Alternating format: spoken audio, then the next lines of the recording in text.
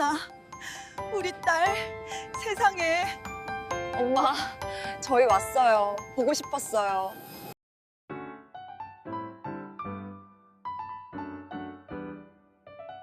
여러분, 편의점 도시락으로 끼니를 때우던 23 여자가 5년 후 이탈리아 성의 주인이 됐다는 이야기를 들어보신 적 있으신가요?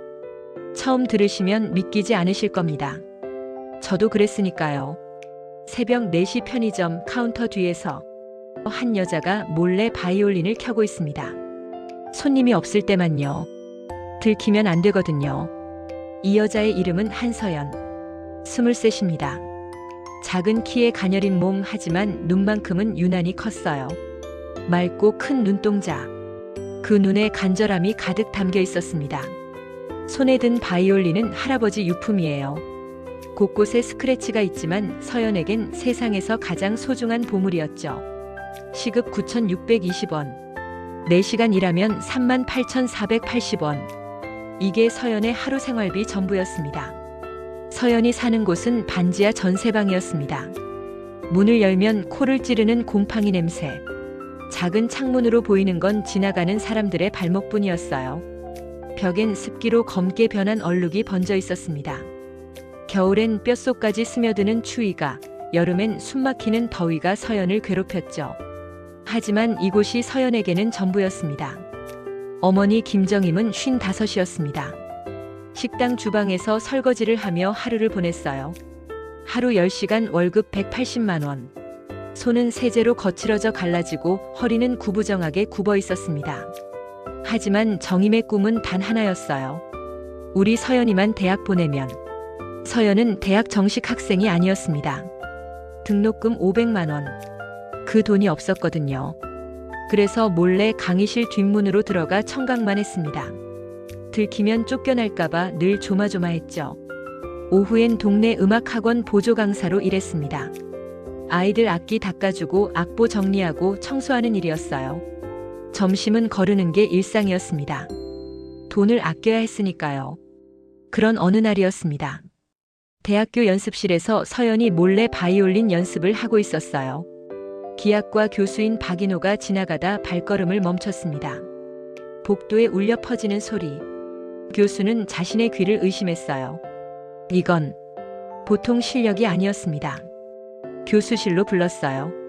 너 우리 학교 학생이 아닌 것 같은데 어디서 배웠니? 누구한테 사사 받았어? 독학으로 배웠어요. 인터넷 보고요. 어릴 때 할아버지가 좀 가르쳐 주시고. 교수는 믿을 수 없었습니다. 이 정도 실력을 독학으로? 말도 안 되는 일이었죠. 서연아, 너 전국 콩쿠르 나가야 해. 내 재능을 세상이 들어야 해. 교수님, 저는 참가비가 없어요. 정식 학생도 아니고요. 꼭 대학생이 아니어도 참가할 수 있단다. 참가비도 30만 원 정도야. 저한텐 너무 큰 돈이에요. 교수는 가슴이 무너지는 것 같았습니다. 30만 원. 자기한텐 한 끼 식사값인데 이 아이한텐 넘을 수 없는 산이었던 거예요. 내가 낼게, 넌 연습만 하면 돼. 하지만 서연은 고개를 저었습니다. 교수님 은혜를 어떻게 갚겠냐며요. 그 이야기를 들은 정임은 다음 날 아침 은행으로 향했습니다. 2년 동안 모아둔 적금을 깼어요. 매일 아파서 절뚝거리면서도 꾹 참으며 모은 돈이었습니다. 그날 저녁 정임이 서연 앞에 봉투를 놓았습니다. 엄마, 이게 뭐예요? 생활비. 너 이제 당분간 알바하지 말고 연습만 전념해. 콩쿨비 엄마가 냈어. 엄마, 이 돈으로 병원 가셔야 해요. 엄마 허리 수술비 모아놓은 거잖아요. 괜찮아, 엄마 허리쯤이야. 내 미래가 더 중요하단다. 엄마는 이만하면 충분히 살았어. 이제 내 차례야, 서연아. 서연은 어머니를 끌어안고 소리 없이 울었습니다. 그날부터 서연은 미친 듯이 연습했습니다. 손가락에 물집이 잡히고 터지고 피가 나도 멈추지 않았습니다. 한 달이 흘렀습니다. 콩쿠르 당일이 밝았습니다. 대기실엔 전국에서 모인 명문 음대생들로 가득했어요. S대학, Y대학. 화려한 이력들이 즐비했습니다. 수천만 원짜리 바이올린 케이스들이 여기저기 놓여 있었어요. 서연의 낡은 케이스가 유난히 초라해 보였습니다. 옆자리 참가자가 친구에게 속삭였어요. 저 바이올린 좀 봐. 중고시장에서 산 거 아니야? 옷도 진짜. 서연은 그 말을 다 들었습니다.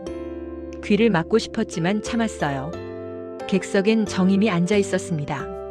식당 일복 차림 그대로였어요. 일 끝나고 뛰어왔거든요. 앞치마까지 그대로 입고 있었습니다. 갈아입을 옷이 없었으니까요. 박인호 교수도 와 있었어요. 멀리서 서연을 향해 주먹을 쥐어 보였습니다. 15번 참가자 한서연. 서연이 무대에 올랐습니다. 작고 가녀린 몸이 조명 아래 선이 더 작아 보였어요. 다리가 후들거렸습니다. 객석을 봤습니다. 엄마가 보였어요. 두 손 모아 기도하고 계시더군요. 서연은 큰 눈을 감았습니다. 심호흡을 했어요. 화를 들었습니다. 첫 음이 울려 퍼졌습니다. 그 순간 객석이 조용해졌습니다. 뭔가 달랐어요. 이건 단순한 연주가 아니었습니다. 서연의 바이올린 소리엔 이야기가 담겨 있었어요. 새벽 편의점 카운터 뒤에서 느꼈던 외로움. 반지하 방 곰팡이 냄새 속에서 견뎌낸 가난. 어머니의 거칠어진 손. 모든 감정이 소리에 실려 흘러나왔습니다. 심사위원 한 분이 눈을 감았어요. 또 한 분은 눈물을 닦았습니다. 객석 사람들은 숨죽이고 들었습니다. 5분간의 연주. 마지막 3초간 침묵이 흘렀습니다. 그리고 폭발하는 박수. 객석이 일어났습니다. 전부 다요. 기립박수였습니다. 정임은 앞치마로 눈물을 닦고 있었어요. 박인호 교수도 눈시울을 붉혔습니다. 심사위원장이 메모를 했습니다. 특별하다.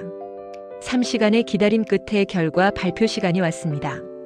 객석이 숨을 죽였습니다. 심사위원장이 천천히 봉투를 뜯었습니다. 모두가 숨을 멈췄습니다.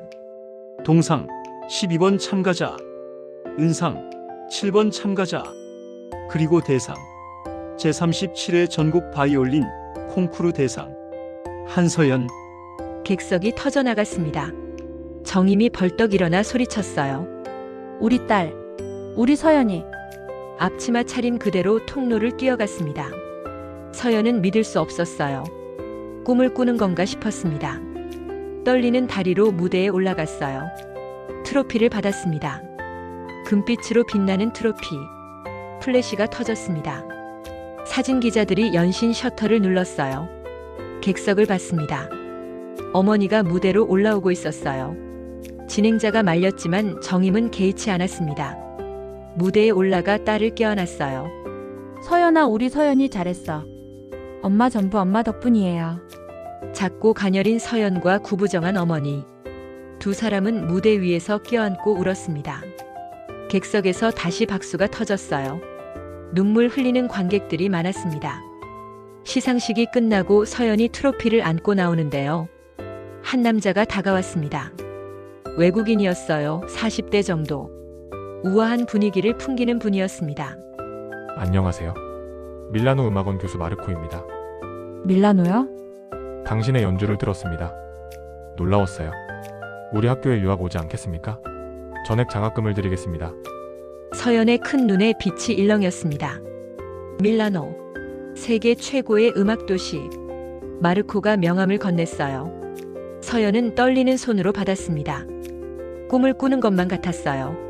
하지만 그날 밤 반지하 방에서 현실을 마주해야 했습니다. 박인호 교수가 계산해줬어요. 항공료가 300만 원. 비자 비용 50만 원.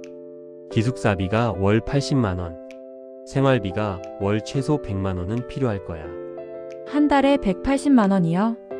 정임의 월급이 딱 180만 원이었습니다. 전부 보내도 모자랐어요. 교수님, 저 못 갈 것 같아요. 서연아. 괜찮아요. 한국에서도 얼마든지 공부할 수 있어요. 제가 너무 욕심 부렸나 봐요. 정임은 아무 말도 못했습니다. 가슴이 찢어지는 것 같았어요. 다음 날 아침, 박인호 교수와 정임이 조용한 카페에서 만났습니다. 교수님, 우리 서연이 꼭 보내고 싶어요. 저도 그러고 싶습니다. 근데 돈이 없어서. 제가 집을 팔겠습니다. 어머님, 그럼 어디서 사시려고요? 지금 사는 전세집 보증금이 5천만 원 있어요. 그걸 빼서 쪽방으로 이사 가면 3천만 원은 남습니다. 쪽방이라니요? 괜찮아요. 쪽방촌에 월세 30만 원짜리 방도 있더라고요. 저 혼자 살기엔 충분해요. 교수는 숙연해졌습니다. 저도 좀 보태겠습니다. 그리고 교수들한테 부탁해서 모금을 좀 해보겠습니다. 교수님까지 정말 감사합니다. 두 어른은 악수했습니다. 딸을 위한 제자를 위한 간절한 결이었습니다. 한 달이 흘렀습니다. 서연 앞에 봉투가 놓였습니다. 세어봐라. 서연이 떨리는 손으로 셌어요. 300, 400, 600만 원. 전세 빼서 3천. 교수님 적금 500. 교수님 동료분들 모금 200. 합쳐서 3,700만 원이야. 엄마 집까지 팔고 어떡해. 집은 또 마련하면 되는 거야. 내 인생은 한 번뿐이잖니. 가거라 서연아. 내 꿈을 활짝 펼쳐. 서연은 어머니를 껴안고 목 놓아 울었습니다. 엄마 꼭 성공해서 돌아올게요. 엄마 고생 끝낼게요. 성공은 나중 일이야. 건강만 해다오. 그것만으로 엄마는 행복하단다. 서연은 마르코 교수에게 연락했습니다. 가겠습니다. 밀라노로요. 교수가 답장을 보냈어요. 환영합니다. 9월 학기에 기다리겠습니다. 서연은 세계 지도를 펼쳤습니다. 이탈리아, 밀라노. 손가락으로 짚어보니 너무 멀었어요. 하지만 눈은 빛나고 있었습니다. 2달 후 쪽방으로 이사한 정임. 곰팡이가 핀 벽, 녹슨 싱크대. 하지만 정임은 웃고 있었습니다. 우리 서연이 꼭 잘 될 거야. 공항 출국장. 서연이 게이트로 들어갑니다. 유리창 너머로 정임이 손을 흔들고 있어요. 모녀 모두 울고 있었습니다. 밀라노행 비행기가 하늘로 떠올랐습니다. 12시간의 긴 비행 끝에 서연이 밀라노에 도착했습니다. 공항 밖으로 나온 서연. 작은 몸으로 큰 캐리어를 끌고 있었어요. 낯선 언어들이 사방에서 들려왔습니다. 이탈리아어, 프랑스어, 독일어. 하나도 알아들을 수 없었어요. 표지판도 모두 낯설었습니다. 서연은 큰 눈을 이리저리 굴리며 두리번거렸어요. 무서웠습니다. 택시를 타고 기숙사에 도착했습니다. 오래된 건물이었어요. 하지만 우아했습니다. 사무실 직원이 퉁명스럽게 열쇠를 던져줬어요. 4층 402호. 엘리베이터가 고장났다더군요. 서연은 무거운 캐리어를 끌고 계단을 올라갔습니다. 가녀린 몸으로요. 한 계단 한 계단 올라갈 때마다 숨이 찼어요. 402호 문을 열었습니다. 방 안에 이미 3명이 있었습니다. 유럽 여자들이었어요. 금발, 갈색 머리, 빨간 머리. 모두 고급 옷을 입고 있었습니다. 명품 가방, 명품 신발들이 여기저기 놓여 있었어요. 서연의 낡은 캐리어와 극명하게 대조됐습니다. 룸메이트들은 이탈리아어로 수다를 떨고 있었어요. 서연을 쳐다보지도 않았습니다. 하이. I'm 서연. Your bed there. 구석 침대를 가리켰어요. 제일 작고 낡은 침대였습니다. 서연은 가만히 짐을 풀기 시작했습니다. 룸메이트들은 계속 수다를 떨었어요. 이탈리아어로요. 서연은 한마디도 알아들을 수 없었습니다. 가끔 들리는 웃음소리가 자기를 비웃는 것 같았어요. 밤이 깊었습니다. 룸메이트들은 모두 잠들었어요. 서연은 침대에 누워 천장을 바라봤습니다. 눈물이 볼을 타고 흘렀어요. 한국에 계신 엄마가 생각났습니다. 쪽방에서 혼자 주무실 엄마. 휴대폰을 봤어요. 한국은 새벽 5시였습니다. 전화하고 싶었지만 참았어요. 엄마 걱정시키면 안 돼. 절대. 서연은 베개를 꼭 껴안고 소리 없이 울었습니다. 다음 날 아침이 밝았습니다. 마르코 교수의 마스터 클래스. 서연이 강의실에 들어갔어요.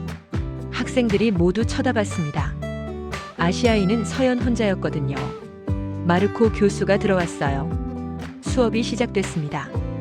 교수는 빠른 속도로 이탈리아어로 설명했어요. 서연은 하나도 알아들을 수 없었습니다. 필사적으로 노트에 받아 적었지만 무슨 말인지 몰랐어요. 교수가 갑자기 서연을 지목했습니다. 뭔가를 물었어요. I'm sorry. 언어도 못하면서 왜 왔나? 여긴 밀라노야. 학생들이 킥킥거렸습니다. 서연의 큰 눈에 눈물이 맺혔어요. 고개를 떨궜습니다. 장학금은 등록금만 커버했습니다.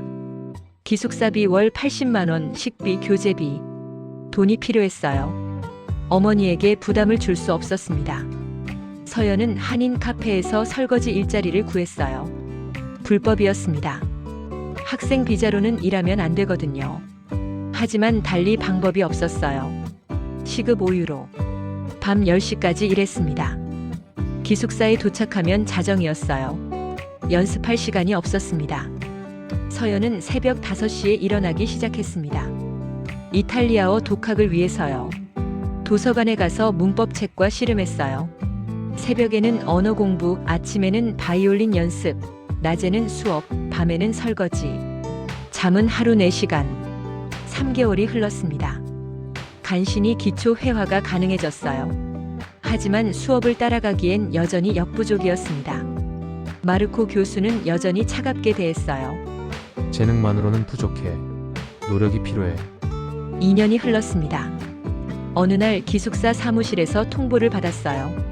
연주는 훌륭했지만 이탈리아어가 미숙해서 이론 과목들 때문에 1년을 더 공부해야 했어요. 기숙사에 3년 이상 있을 수 없어서 이번 학기 끝나면 기숙사 퇴실입니다. 학생 비자도 만료되니 연장해서 서류 가져오세요. 서연은 그 자리에서 얼어붙었습니다. 어디서 살아야 하죠? 이탈리아에 어떻게 남아요? 그날 밤 서연은 옥상으로 올라갔습니다. 밀라노의 밤하늘을 바라보며 혼자 울었어요. 떨리는 손으로 엄마에게 전화를 걸었습니다. 엄마 나 못할 것 같아. 너무 힘들어. 서연아 힘들면 돌아와. 엄마는 내가 행복하기만 하면 돼. 하지만 서연은 어머니의 희생을 생각했습니다. 쪽방으로 이사 가신 엄마, 집을 파신 엄마, 포기할 수 없었어요. 서연은 절박한 마음으로 총장실 면담을 신청했습니다. 일주일 후 면담 날이 왔어요. 총장실 앞. 서연은 떨리는 손으로 문을 두드렸습니다. 들어오세요. 문을 열고 들어갔어요. 책상 뒤에 우아한 노부인이 앉아 계셨습니다. 마리아 델라 로사 총장. 70대였지만 기품이 넘쳤어요. 자애로운 미소로 서연을 맞이했습니다. 앉으세요, 한양. 당신의 연주를 들어봤어요. 정말 놀라웠습니다. 서연은 자신의 사정을 하나하나 설명했어요. 비자 문제, 기숙사 문제, 생활비. 총장님은 조용히 듣고 계셨습니다. 그리고 잠시 생각하시더니 입을 여셨어요. 한양, 제가 도와드릴 방법이 있을 것 같습니다. 비자는 학교 측에서 서류 도와주라고 내가 지시할 거니 행정실로 가서 도움을 받으세요. 그리고 숙소는 우리 집에서 지내면 될 듯하네요. 우리 집에 방이 많아서 공짜로 숙소를 제공하는 건 아니고 매주 토요일 저녁 제 성에서 사교 파티가 열립니다. 거기서 바이올린 연주를 해주실 수 있겠어요? 성이요? 네. 사실 저는 이탈리아 왕족 후손이에요. 밀라노 외곽에 성을 소유하고 있답니다. 서연은 믿을 수가 없었습니다. 평일엔 성에서 자유롭게 거주하며 연습하셔도 좋습니다. 서연의 큰 눈에서 눈물이 흘러내렸습니다. 정말 감사합니다, 총장님. 일주일 후 서연은 성으로 이사했습니다. 16세기 르네상스 성이었어요. 거대했습니다. 샹들리에, 프레스코화, 대리석 바닥. 서연에게 배정된 방은 기숙사의 10배는 되는 크기였어요. 큰 창문으로 포도밭과 올리브 나무가 펼쳐져 보였습니다. 서연은 창가에 섰습니다. 꿈을 꾸는 것만 같았어요. 떨리는 손으로 한국 어머니에게 전화를 걸었습니다. 엄마 나 성에서 살게 됐어. 성? 무슨 성? 진짜 성이에요. 총장님이 공주님이셔. 16세기 성에서 살게 됐어. 우리 서연이 하늘이 돕는구나. 토요일 저녁이 왔습니다. 파티가 시작됐어요. 이탈리아 상류사회 인사들이 모여들었습니다. 정장과 이브닝 드레스, 샴페인과 캐비어. 서연은 하얀 드레스를 입고 대리석 홀에 섰어요. 작고 가녀린 몸이 드레스 속에서 더 연약해 보였습니다. 바이올린을 들었어요. 바흐의 샤콘느를 켜기 시작했습니다. 손님들이 하나둘 춤을 멈췄어요. 대화가 멈췄습니다. 모두가 서연의 연주에 빠져들었습니다. 20분간의 연주. 마지막 음이 사라지자 홀이 조용했어요. 그리고 박수가 터져 나왔습니다. 파티가 끝난 후 서연은 테라스로 나왔습니다. 혼자 밤하늘을 올려다봤어요. 별이 쏟아지고 있었습니다. 한국에 계신 어머니를 생각했어요. 엄마, 저 잘하고 있어요. 조금만 기다려주세요. 그때 뒤에서 발소리가 들렸습니다. 남자의 목소리가 들려왔어요. 당신의 음악, 처음으로 제 마음이 멈춰섰습니다. 서연이 뒤돌아봤습니다. 큰 키의 남자가 서 있었어요. 뚜렷한 이목구비, 차가워 보이는 얼굴. 하지만 눈빛만은 따뜻했습니다. 테라스에 선 남자. 그의 이름은 루카 데 안젤로였습니다. 34. 키가 훤칠했어요. 185cm는 좋게 넘어 보였습니다. 뚜렷한 이목구비, 높은 콧날, 선명한 눈썹, 깊이 파인 쌍꺼풀. 차가워 보이는 얼굴이었어요. 마치 대리석 조각상처럼 완벽했지만 사람 냄새가 안 나는 그런 얼굴. 하지만 눈빛만은 달랐습니다. 따뜻했어요. 다크 브라운 머리를 뒤로 깔끔하게 넘긴 모습. 완벽한 턱시도 차림이었습니다. 이탈리아 최대 해운 그룹의 후계자. 전 세계를 다니는 사업가였죠. 루카가 영어로 물어봤어요. 어디서 오셨나요? 서연은 고개를 들어 그를 봤습니다. 너무 컸어요. 서연의 작은 키 때문에 고개를 한참 들어야 했습니다. 한국에서요. 한국 서울에 저희 회사 지사가 있습니다. 아름다운 나라죠. 서연은 그의 눈을 봤어요. 차가워 보이는 얼굴과 달리 눈빛은 정말 따뜻했습니다. 두 사람은 테라스 난간에 나란히 섰습니다. 밤하늘을 보며 이야기를 나눴어요. 음악 이야기, 꿈 이야기, 인생 이야기. 시간이 어떻게 가는지 몰랐습니다. 다음 주 토요일, 루카가 또 파티에 나타났습니다. 런던에서 왔어요. 당신 연주 들으러요. 런던에서요? 이렇게 먼 길을. 멀지 않아요. 당신 연주를 들을 수 있으니. 그 다음 주도 왔습니다. 파리에서, 그 다음 주도, 뉴욕에서. 바쁜 일정인데도 매주 밀라노로 날아왔어요. 오직 서연의 연주를 듣기 위해서. 서연은 점점 그의 진심을 느끼기 시작했습니다. 3개월이 흘렀습니다. 어느 토요일 밤 파티가 끝난 후 성의 정원이었어요. 장미가 만발해 있었습니다. 달빛이 쏟아지고 있었어요. 루카가 서연 앞에 무릎을 꿇었습니다. 큰 키에 그가 무릎을 꿇으니 서연과 눈높이가 비슷해졌어요. 한서연, 저는 당신의 음악에 첫눈에 반했습니다. 그리고 당신이라는 사람에게 매일 더 깊이 빠져들었어요. 저와 사귀어 주시겠습니까? 서연은 당황했습니다. 큰 눈을 깜빡이며 그를 봤어요. 저는 당신과는 너무 다른 세계 사람이에요. 가난한 유학생이고. 루카가 서연의 작고 가녀린 손을 잡았습니다. 그의 큰 손이 서연의 손을 감쌌어요. 나는 당신의 배경이 아니라 당신의 영혼을 사랑합니다. 당신의 신분이 아니라 당신의 음악을, 당신이라는 사람 자체를 사랑합니다. 서연의 큰 눈에서 눈물이 흘러내렸습니다. 네, 좋아요. 그날부터 두 사람의 교제가 시작됐습니다. 루카와 서연은 밀라노 거리를 걸었어요. 키 차이가 많이 났습니다. 루카는 크고 서연은 작았어요. 하지만 어울렸습니다. 두오모 성당에서 함께 기도하고 작은 식당에서 파스타를 먹었어요. 루카는 서연을 특별하게 대하지 않았습니다. 그냥 평범하게 대했어요. 그게 더 좋았습니다. 6개월이 흘렀습니다. 서연의 이탈리아어도 유창해졌어요. 학업 성적도 올랐습니다. 마르코 교수도 서연의 발전을 인정하기 시작했어요. 루카는 서연을 위해 명품 바이올린을 빌려줬습니다. 서연은 정말 행복했어요. 하지만 행복은 오래가지 못했습니다. 어느 날 루카의 어머니가 밀라노에 왔어요. 엘레나 데 안젤로, 65세, 이탈리아 명문가 출신이었습니다. 아들이 이상한 여자를 만난다는 소문을 듣고 찾아온 거였어요. 루카가 어머니에게 서연을 소개했습니다. 어머니, 제 여자친구 한서연입니다. 엘레나는 서연을 위아래로 천천히 훑어봤습니다. 작은 키, 가녀린 몸. 큰 눈은 예뻤지만 옷차림은 평범했어요. 한국인, 음대생, 가난한 집안 출신. 서연 앞에서 대놓고 무시했습니다. 루카 정신 차려. 우리 가문에 어울리지 않는 여자야. 어디 집안도 모르는 동양 여자를 데려와서. 어머니, 저는 서연을 사랑합니다. 사랑? 사랑으로 결혼하는 게 아니야. 가문과 가문이 결합하는 거지. 내 아버지도 할아버지도 다 그렇게 해왔어. 엘레나가 최후 통첩을 했습니다. 그 여자와 결혼하면 너를 후계자에서 제외하겠다. 재산도 회사도 모든 걸 박탈할 거야. 선택해라. 루카는 침묵했습니다. 그날 밤 서연은 루카를 찾아갔습니다. 우린 헤어져야 할 것 같아요.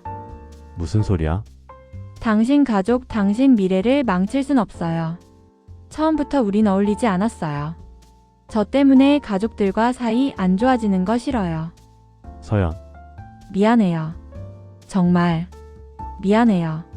서연은 작은 몸을 돌려 방으로 들어갔습니다. 문을 잠갔어요. 다음 날 새벽, 루카가 로마 출장을 간 사이 서연은 짐을 쌌습니다.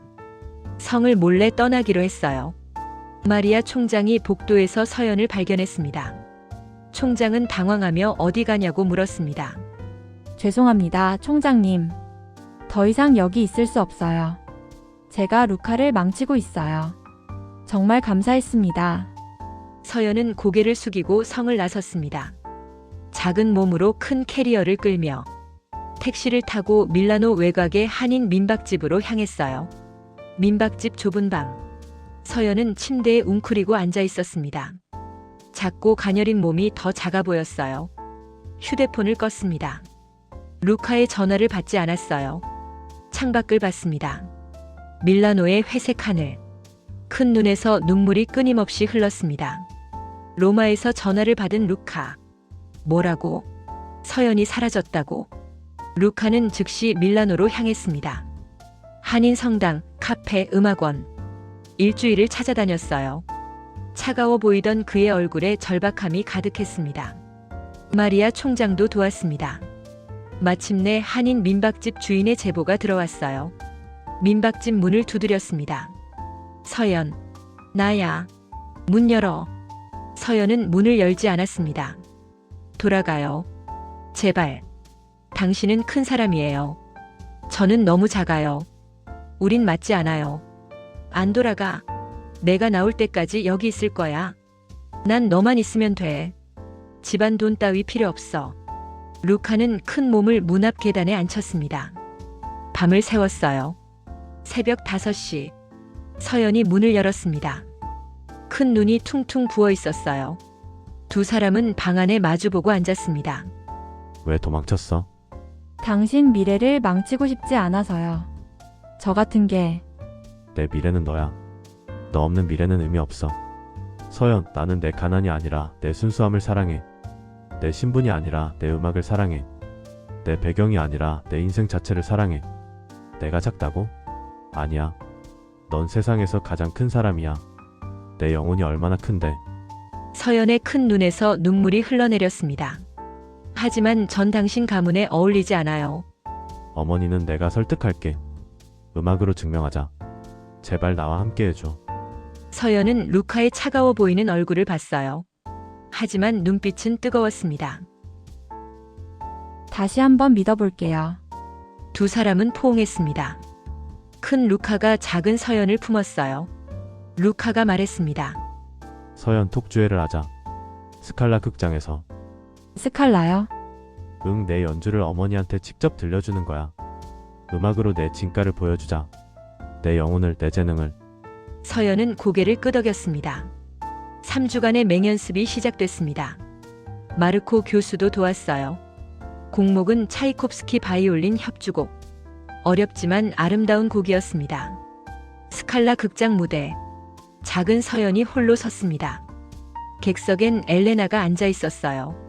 차갑고 회의적인 표정이었습니다. 여러분, 사랑하는 사람을 위해 목숨 걸고 무대에 선다는 게 어떤 기분인지 아시나요? 서연에게 오늘이 그런 날이었습니다. 스칼라 극장. 이탈리아 최고의 오페라 하우스. 3주간의 맹연습이 시작됐습니다. 곡목은 차이콥스키 바이올린 협주곡. 어렵기로 소문난 곡이었어요.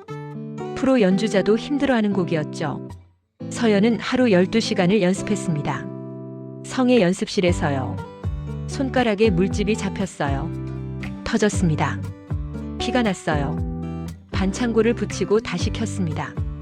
마르코 교수도 매일 와서 봐줬어요. 한양, 이번이 내 인생을 바꿀 기회야. 모든 걸 쏟아부어. 기교가 아니라 영혼을 담아. 교수님, 제가 할 수 있을까요? 할 수 있어. 아니, 해야만 해. 루카도 매일 연습실에 왔습니다. 큰 키의 그가 문 앞에 서서 조용히 듣고 있었어요. 서연이 연습을 마치면 다가와 작은 손을 잡아줬습니다. 잘하고 있어. 어머니가 꼭 마음을 여실 거야. 만약 안 되면 어떡해요? 될 거야. 내 음악을 들으면 누구나 감동받아. 어머니도 그러실 거야. 독주의 전날 밤이었습니다. 서연은 잠을 잘 수 없었어요. 침대에 누워 천장을 바라봤습니다. 한국에 있는 엄마에게 전화를 걸었어요. 엄마, 내일 큰 연주회예요. 그래? 우리 딸 잘할 거야. 무섭고 떨려요. 루카 어머니가 오시는데. 서연아, 넌 이미 충분히 잘하고 있어. 내가 얼마나 열심히 사는지 엄마가 다 알아. 그냥 내 마음을 보여드려. 그분도 엄마야. 엄마 마음은 다 똑같단다. 네, 엄마. 사랑해, 우리 딸. 힘내. 다음 날 저녁. 스칼라 극장이었습니다. 붉은 벨벳 좌석, 금빛 발코니, 화려한 샹들리에. 이탈리아에서 가장 아름다운 극장이었어요. 객석이 채워지기 시작했습니다. 루카가 초대한 사람들이었어요. 약 300명. 앞줄 중앙. 엘레나가 앉아 있었습니다. 클래식 음악 애호가였기에 오긴 했지만 못마땅한 표정이었습니다. 우아한 검은색 드레스에 진주 목걸이. 표정은 차갑고 회의적이었어요. 시간 낭비일 것 같은데. 저런 여자애가 뭘 할 수 있겠어. 루카가 어머니 옆에 앉았습니다. 어머니 편견 없이 들어주세요. 그게 제가 바라는 전부입니다. 무대 뒤. 서연은 떨고 있었습니다. 작고 가녀린 몸을 하얀 콘서트 드레스가 감싸고 있었어요. 긴 검은 머리는 우아하게 올렸습니다. 하지만 큰 눈엔 두려움이 가득했어요. 마르코 교수가 어깨를 다독였습니다. 한양, 기억해. 음악은 언어를 넘어서 내 이야기를 들려줘. 가난했던 날들, 어머니의 희생, 사랑. 전부 다. 네, 교수님. 무대 감독이 신호를 보냈어요. 커튼이 올라갔습니다. 서연이 무대에 나타났어요. 작은 몸. 하지만 우아했습니다. 객석이 조용해졌어요. 서연은 객석을 봤습니다. 엘레나가 보였어요. 차가운 얼굴. 루카도 보였습니다. 격려하는 눈빛. 서연은 큰 눈을 감았어요. 바이올린을 들었습니다. 오케스트라가 시작됐어요. 첫 음이 울려 퍼졌습니다. 순간 공기가 달라졌어요. 이건 단순한 연주가 아니었습니다. 서연의 바이올린에서 흘러나오는 건 소리가 아니라 이야기였어요. 새벽 편의점에서 몰래 연습하던 스물셋. 반지하 방 곰팡이 냄새. 어머니가 집을 팔던 날. 혼자 울던 밀라노의 밤. 루카를 만났을 때의 떨림. 모든 순간이 현에 실려 흘러나왔습니다. 객석 사람들이 숨을 죽였어요. 눈을 감고 듣는 사람들. 눈물을 닦는 사람들. 엘레나는 팔짱을 끼고 앉아 있었습니다. 처음엔 무표정이었어요. 하지만 5분이 지나자 표정이 흔들리기 시작했습니다. 10분이 지나자 눈썹이 살짝 찌푸려졌어요. 감정이 일렁이고 있었습니다. 15분이 지나자 입술을 깨물었어요. 20분째. 서연이 가장 어려운 부분에 도달했습니다. 고음, 빠른 템포, 격렬한 감정. 서연은 작은 몸을 다해 연주했어요. 땀이 이마를 타고 흘렀습니다. 눈물도 흘렀어요. 하지만 멈추지 않았습니다. 마지막 음. 서연이 화를 내렸습니다. 온몸이 떨리고 있었어요. 3초간의 침묵. 그리고 폭발하는 박수. 객석이 일어났습니다. 기립박수였습니다. 브라보! 브라보! 사람들이 소리쳤어요. 엘레나는 앉아 있었습니다. 하지만 눈에서 눈물이 흐르고 있었어요. 우아하게 손수건을 꺼내 눈물을 닦았습니다. 그리고 천천히 일어섰어요. 박수를 쳤습니다. 루카가 어머니를 봤습니다. 엘레나의 눈엔 인정이 담겨 있었어요. 연주가 끝나고 백스테이지. 서연은 땀에 젖은 드레스를 입고 서 있었어요. 문이 열렸습니다. 엘레나가 들어왔어요. 서연은 긴장했습니다. 작은 몸이 더 작아 보였어요. 엘레나는 천천히 다가왔습니다. 서연과 마주 섰어요. 당신 정말 놀라운 예술가군요. 감사합니다. 루카가 당신을 사랑하는 이유를 이제 알겠어요. 당신은 정말 특별해요. 당신의 음악엔 영혼이 있어요. 고통과 희망과 사랑이 있어요. 서연의 큰 눈에서 눈물이 흘렀습니다. 엘레나가 서연의 작은 손을 잡았어요. 용서해 주세요. 제가 편견이 있었어요. 당신을 제대로 보지 못했어요. 아니에요. 저야말로. 아니에요. 당신 같은 사람을 만난 루카가 행운이에요. 엘레나가 서연을 껴안았습니다. 키 큰 엘레나가 작은 서연을 품었어요. 문 밖에서 지켜보던 루카의 눈에서도 눈물이 흘렀습니다. 엘레나가 루카에게 말했습니다. 루카, 서연과 행복해라. 어머니가 축복한다. 진심으로. 어머니. 서연, 우리 며느리 우리 가족이 되어줘요. 감사합니다, 어머님. 루카가 서연을 안았습니다. 큰 품에 작은 서연이 안겼어요. 3개월이 흘렀습니다. 서연은 밀라노 음악원을 우수한 성적으로 졸업했어요. 졸업식 날, 마리아 총장이 발표했습니다. 한서연 양에게 본교 강사직을 제안한다고요. 서연은 감격해 눈물을 흘렸습니다. 졸업식 다음 날, 성의 정원이었어요. 장미가 만발해 있었습니다. 루카가 무릎을 꿇었습니다. 손에 작은 상자가 들려 있었어요. 10캐럿 다이아몬드 반지가 빛났습니다. 한서연, 나와 결혼해줘. 평생 사랑하고 지킬게. 네. 루카가 반지를 끼워줬어요. 서연의 가녀린 손가락에 두 사람은 키스했습니다. 그날 밤 서연은 한국 어머니에게 전화했습니다. 엄마, 나 결혼해요. 뭐라고? 루카가 청혼했어요. 루카 어머님도 축복해 주셨어요. 우리 딸, 정말 잘 됐구나. 엄마 곧 한국 갈게요. 루카가 엄마 뵙고 정식으로 허락받고 싶대요. 그래, 엄마가 기다릴게. 한 달 후, 루카가 말했습니다. 서연, 전용기 준비했어. 한국 가자. 인천공항. 정임이 허름한 옷을 입고 기다리고 있었어요. 전용기 게이트가 열렸어요. 우아한 옷 입은 서연과 큰 키의 루카가 나타납니다. 정임은 믿을 수 없다는 표정으로 멍하니 서 있었어요. 여러분, 평생 당신을 위해 희생한 부모님께 보답할 기회가 온다면 어떻게 하시겠어요? 서연에게 그 기회가 왔습니다. 인천공항 입국장. 정임은 떨리는 마음으로 기다리고 있었어요. 예순이 된 정임은 더 늙어 보였습니다. 허리는 더 굽었고 머리엔 흰머리가 더 늘었어요.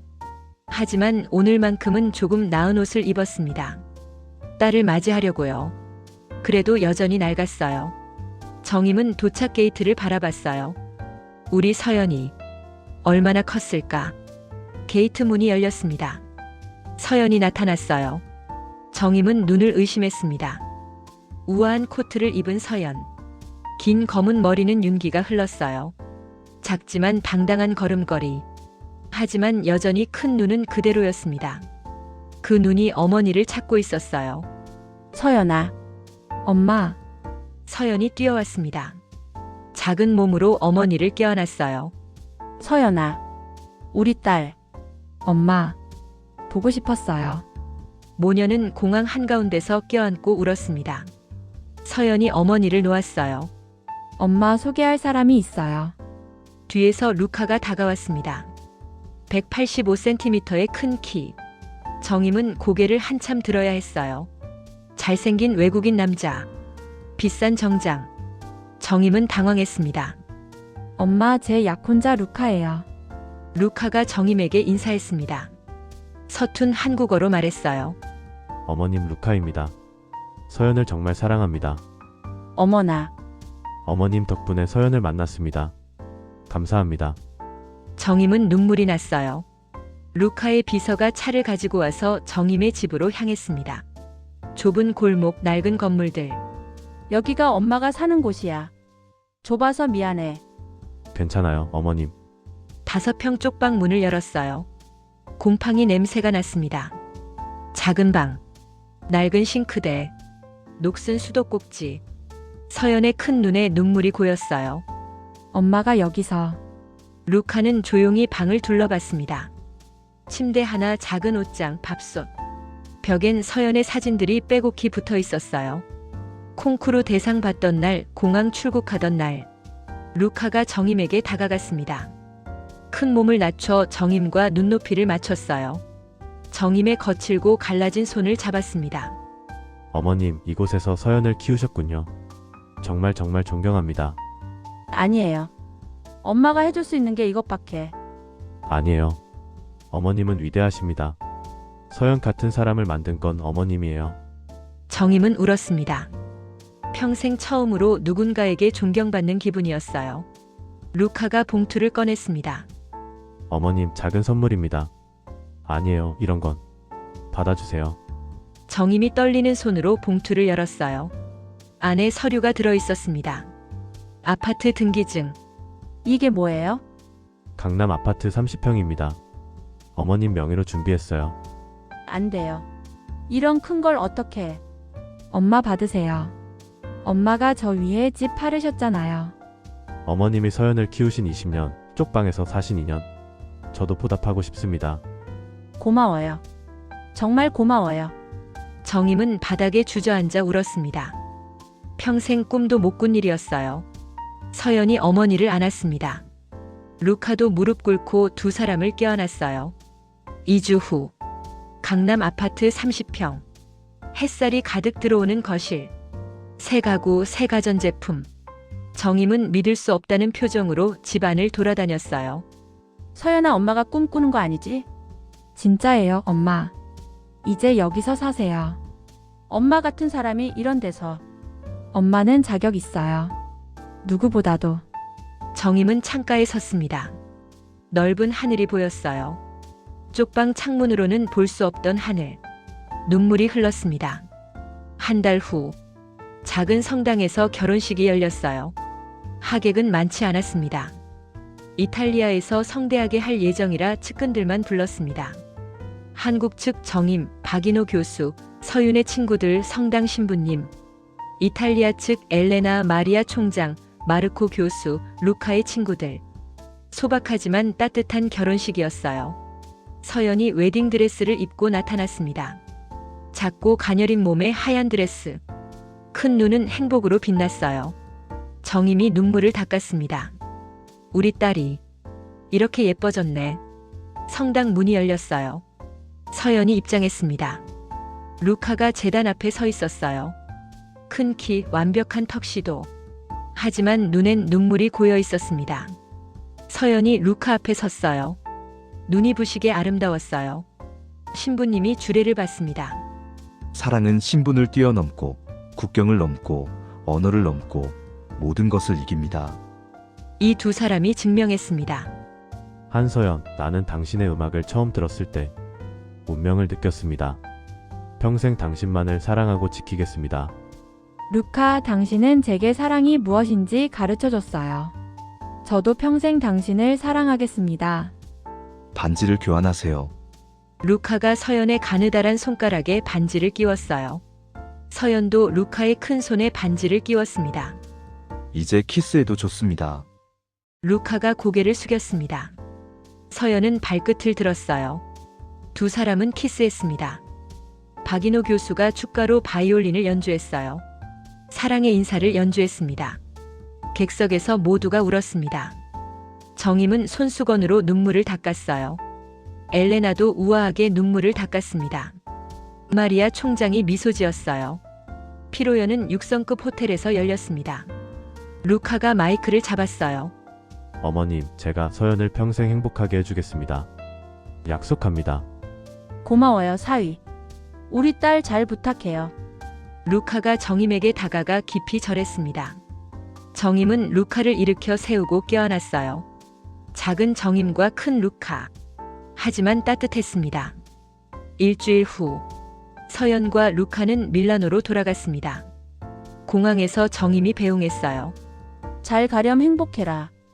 엄마도 건강하세요. 자주 전화할게요. 그래. 엄마는 이제 괜찮아. 내가 행복하니까. 서연은 어머니를 꼭 안았습니다. 루카도 장모님을 안았어요. 비행기가 이륙했습니다. 서연은 창밖을 봤어요. 서울이 작아집니다. 엄마가 있는 곳. 고마워요. 엄마에게 집 선물해줘서. 당연한 일이에요. 어머님은 내 어머니이기도 하니까. 서연은 루카의 어깨에 작은 머리를 기댔어요. 1년이 흘렀습니다. 밀라노 음악원 강의실. 서연이 학생들을 가르치고 있어요. 저녁 집으로 돌아옵니다. 서연은 루카가 오기를 기다리고 있었습니다. 루카가 들어왔어요. 루카, 좋은 소식이 있어요. 뭔데요? 우리 아빠 엄마 될 것 같아요. 루카가 소리 지르며 기뻐했습니다. 서연이 임신했습니다.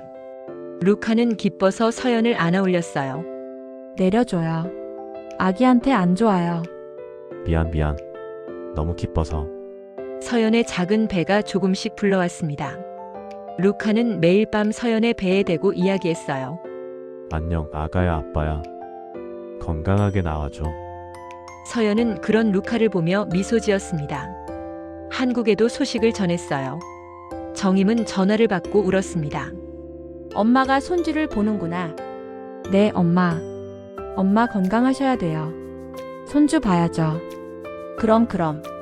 엄마가 건강 챙기게. 정임은 새 아파트 거실에 앉아 있었어요. 햇살이 가득 들어오는 곳. 루카가 생활비를 넉넉하게 보내주어서 일도 관두고 취미 생활만 하고 지내고 있었습니다. 행복했습니다. 10개월이 흘렀습니다. 밀라노 병원. 서연이 진통 중이었어요. 루카가 손을 꼭 잡고 있었습니다. 조금만 힘내, 꼭 끝나. 아파. 알아. 힘내, 내 사랑. 3시간 후 아기 울음소리가 들렸습니다. 축하합니다. 건강한 딸입니다. 간호사가 아기를 안겨줬어요. 작은 아기. 한국과 이탈리아가 섞인 얼굴.